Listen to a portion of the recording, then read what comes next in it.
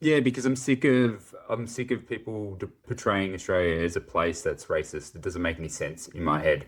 Legit, I'm just like, I don't get it. I, If it I was so don't get it racist, why either. would so many people of color want to come here? It doesn't make Yeah, sense at all. yeah. Yes, there are We miscreants out we there both that be are, married. Why would we both be married to Caucasians? yeah. No, what I'm saying is just like you can again, it's all about that outlier perspective, right? Like most people are genuinely just nice, genuine people. Definitely. But That's my yes, experience. randomly you will get one shit person who might be bigoted or something like that. But like what I'm saying, in the grand scheme of things, Australia is a very accepting, very, Oh, very open culture. And I think about like even when my dad specifically came here, which came in the 60s, which is the thing that I wanted to point out is, and where this discussion is going, is that Australia policy. And I find that fascinating, yeah. given that it's such a topical discussion at the moment. Again, I hate to be the person bringing up Pauline Hanson again after our discussion last week, but like there was again an example of Pauline Hanson talking about the White Australia policy. And my observation is that she talked about that it ended and that Australia changed after that point.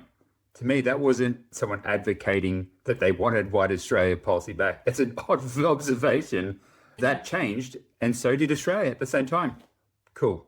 But what I wanted to actually understand a little bit more is when people use the term White Australia policy, it is a very deep and nuanced thing. So, like, Oh, my dad, who is a brown man, came to Australia during the White Australia. I don't know when your parents got here. It may have been ended by 70s. then 70s, in the yeah. 70s. Yeah, I think it officially, the immigration program, which is what it was at the time, the rules of immigration, was still pretty much a European centric based immigration program. So even though he came from a brown country, or island in this case, which is a country, Mauritius, he got in because he had a brown he had a brown he had a brown passport. He had a British passport, I should say.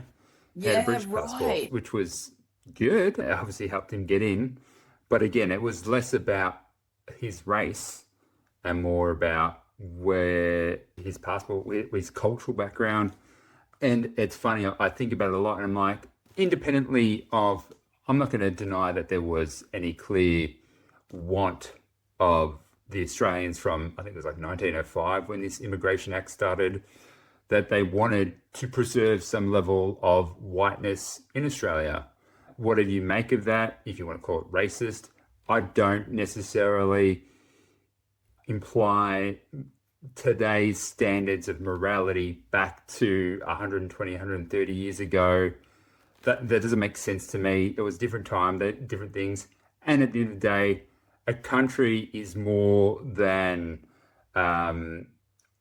than able to choose however it wants to choose Run. the people it wants to come to this country. Yeah, Who's got a problem with that? I think the yeah. examples I give is Japan. I just went to Japan. I didn't go to Japan and go, whoa, this is feeling awfully Japanesey. I was like, this is actually cool. This is I actually amazing. loved that it felt like Japan. There was Japanese people everywhere, Japanese food. No one spoke fucking English. It was It was amazing. It was a a cultural preserved immersion. a preserved culture. It was awesome. Like Yeah. people don't go to Nigeria, they don't go to India and be like, oh, I think they're lacking some whiteness over here. It's just bizarre. Like, why do we judge Western nations very different to these nations? I don't get it. Uh, I'm going to go out on a limb. No fact checks here, but I think it's a guilt. I Guilt, think there is a a misplaced guilt colonialism kind of thing. that I feel Caucasian people need to take off themselves because it Yeah, wasn't like a them doing white guilt. white guilt, I think, Mm. because I'm wondering if I was going to say the majority, but like you've outlined so many times, the whites are actually the minority worldwide. Yeah. Yes, the whites are the minority worldwide. Yes, correct. For the sake of the argument, I do feel for the majority at the moment, because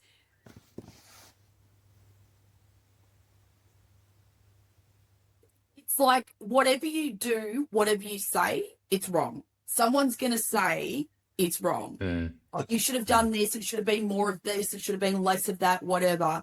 The rules keep changing every day. People are, when I say the people that are getting more and more sensitive, I feel like maybe have got a little bit more time on their hands than most. Because it's got a lot to do with the book that I wrote, basically, about cock thinking. Like they haven't got religion, I had this other theory which I'd love to talk to you about as well. So it was from Heather, who is her name? The Dark Horse podcast, great podcast actually. And she was talking about how in the West, I thought it was a fascinating perspective, how in the West, how most women now are delaying motherhood and some are technically missing out on that opportunity. I think about actually the amount of friends that I have who are now in their 40s and don't have kids. It's a lot. Yeah. It's actually, I think it's actually a majority of them, weirdly. It's a lot. Not weirdly for them, I don't say that, but like as a social norm, I don't say that derogatory at all, each to their own and whatever. But what her theory was is that we talk about the strength of human innate feelings and all the things that make us up as an individual. The whole part of being a mother and nurturing and all these things is inherent part of technically those feelings of being a woman. It's been there for millions of years. It doesn't just magically disappear. So what the theory is, with the absence of children, they then, I wish I had this notion before I wrote my book actually, but it's another fascinating angle on it, is what they're doing is, so for example, it might be the cause of like immigrants or something like that. They're finding another group or something to add that it's like nurturing and that child. Yes. Yeah, I was like, oh, that's fascinating. I don't know if it's proven, but like the hypothesis is interesting. Whoa. I thought it was fascinating. That is an interesting position. Agree with it or not, I find that really interesting, because there are definitely issues in society that we need to make noise about, that it's not okay that we stand with. Yeah. Where there is injustice, let's call that shit out. I've got no problem with that. I'm not one of those people like we've said, because you know what? Because if we don't call out the real injustice, we minimize the actual real injustice by using these buzzwords and all this other shit for things that aren't really there. Using the term racism, misogyny, and all these things in moments of, is it? Or are we just, when real racism and real misogyny happens, if it's someone that you disagree with, that doesn't actually make them, you disagree with me, racist. It's basically a fallback position now. That's not where my head goes. If someone is being cruel to me, my head doesn't necessarily go, you're doing that to me because I'm a woman of color. You're doing that to me because I'm a woman. Those things don't actually go through my head. I actually feel insulted as a human being. Yeah. As a human being who I feel treats people well, when someone is treating me or someone else that I care and love for in a manner that's unfair or cruel or that causes them harm, I don't sit there and go, you're doing that because that person's whatever. And sometimes it is. But I feel like it's a human issue. It's a human issue. It's not like, let's just get past. I agree with what you're saying. It's not perfect. Australia's not perfect, but it's pretty bloody good. If it wasn't, people wouldn't be coming in droves. Let's Make be it honest. make sense. Make it make sense. We can sit here and we can bitch about the price of coffee, and we can bitch about our neighbour who's looking over it because it's bin day yesterday and I forgot to take my bin in, and sure, we can do that into the house.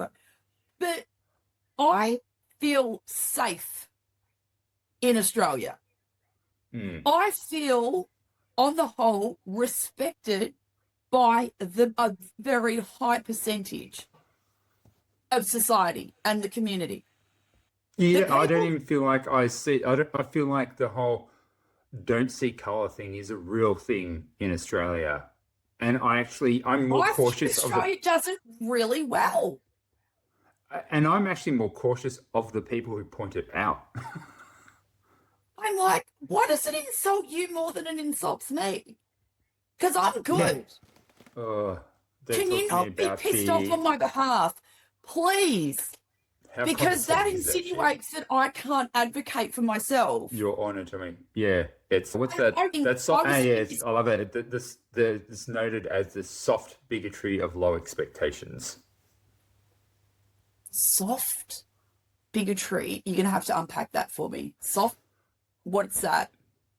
So they don't necessarily think they're being bigoted, but because they feel like they need to be the person who is offended for you, or that you're a person of color, you can't help yourself, that they're the Yeah. ones who need to be offended for you or stick up for you or whatever it is. It's just like, Please don't. dude, I'm fine. I have I'm my own good. abilities. I'm And really, you know what? really. It rarely happens, if ever. Have you not met me? I'm quite the mouthy bitch. I'm okay, right? Conversation